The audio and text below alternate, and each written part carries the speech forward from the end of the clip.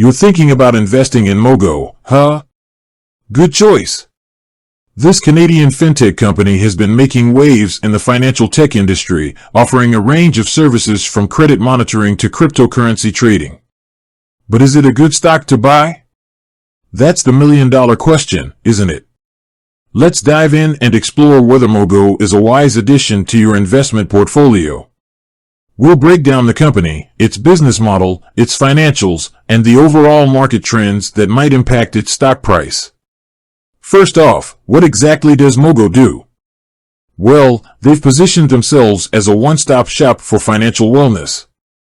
Imagine a world where you can monitor your credit score, get personalized financial advice, invest in crypto, and even get rewarded for good financial habits, all in one place. That's essentially what Mogo aims to offer. Now, let's talk about their business model. Mogo primarily generates revenue through subscription fees for their credit monitoring and identity theft protection services.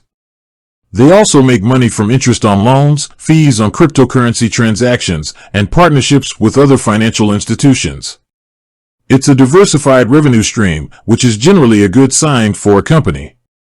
But let's get to the heart of the matter. Is Mogo financially sound? Let's take a look at their financials. These numbers paint a picture of Mogo's financial health. But remember, past performance is not indicative of future results. The fintech industry is highly competitive, and new players are entering the market all the time. Another crucial factor to consider is the overall market sentiment towards fintech stocks. Are investors bullish or bearish on the sector? So, should you buy Mogo stock? Well, that depends. If you believe in the company's mission, if you like their business model, and if you think the fintech industry is poised for growth, then Mogo might be a stock worth considering.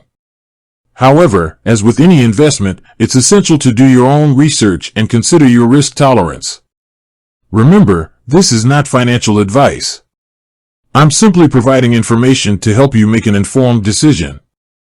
Always consult with a financial advisor before making any investment.